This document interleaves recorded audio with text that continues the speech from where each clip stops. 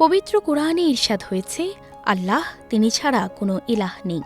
অবশ্যই তিনি তোমাদেরকে একত্র করবেন কিয়ামতের দিনে, এতে কোনো সন্দেহ নেই। প্রতিটি প্রাণীর মৃত্যুর স্বাদ গ্রহণ করতে হবে, আর অবশ্যই কিয়ামতের দিনে তাদের প্রতিদান পরিপূর্ণভাবে দেয়া হবে। সুতরাং যাকে জাহান্নাম থেকে দূরে রাখা হবে এবং জান্নাতে প্রবেশ করানো হবে, সেই সফলতা পাবে, আর দুনিয়ার জীবন শুধু ধোঁকার সামগ্রী।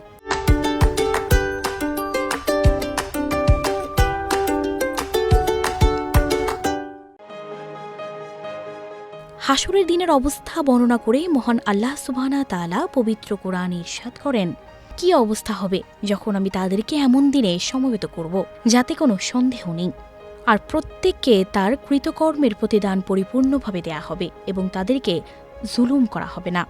তবে এই কিয়ামত ও হাসর কোথায় সংঘটিত হবে? হযরত মাইমুনা রাদিয়াল্লাহু তাআলা আনহু থেকে বর্ণিত হাদিসে মহানবী হযরত মুহাম্মদ সাল্লাল্লাহু আলাইহি ওয়াসাল্লাম উল্লেখ করেছেন যে ফিলিস্তিন হচ্ছে হাসর ও কিয়ামতের স্থান। নবীজি বলেন, এটি হাসরের মাঠ এবং একত্র হওয়ার ময়দান। সেখানে এক ওয়াক্ত সালাত অন্যান্য স্থানের তুলনায় 1000 গুণ বেশি সওয়াবের। ফিলিস্তিনের গুরুত্ব ইসলাম ও মুসলমানদের মাঝে অপরিসীম। কোরআন ও হাদিসে ফিলিস্তিনের বিশেষ মর্যাদা ও গুরুত্ব উল্লেখ করা হয়েছে, যা প্রতিটি মুসলমানের জানা উচিত। কোরআনে বিভিন্ন স্থানে ফিলিস্তিন, বিশেষ করে বায়তুল মাকাদ্দিসের কথা উল্লেখ করা হয়েছে। আল্লাহ তাআলা এই স্থানকে বরকতময় ভূমি হিসেবে অভিহিত করেছেন। যেমন সূরা ইসরার প্রথম আয়াতে আল্লাহ বলেন, পরম পবিত্র ও মহিমাময় সত্তা তিনি, যিনি স্বীয় বান্দাকে রাত্রিবেলায় ভ্রমণ করিয়েছিলেন মসজিদে হারাম থেকে মসজিদে আকসা পর্যন্ত, যার চারিপাশে আমি বরকত দান করেছি। এছাড়া সূরা মাইদার 11 নম্বর আয়াতে ফিলিস্তিনকে আরদে মুকাদ্দাস বা পবিত্র ভূমি বলে উল্লেখ করা হয়েছে।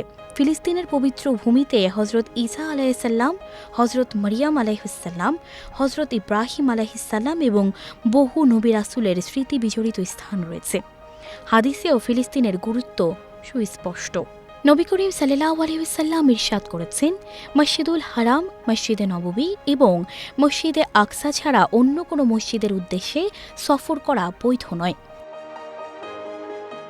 কেন ফিলিস্তিন মুসলমানদের জন্য গুরুত্বপূর্ণ? কারণ মুসলমানদের প্রথম কিবলা ছিল বায়তুল মাকাদ্দিস। নবীজি সাল্লাল্লাহু আলাইহি ওয়াসাল্লাম এখান থেকে মিরাজে গমন করেন। মক্কা ও মদিনার পর ফিলিস্তিনের আল কুদস হচ্ছে ইসলামের তৃতীয় পবিত্র শহর।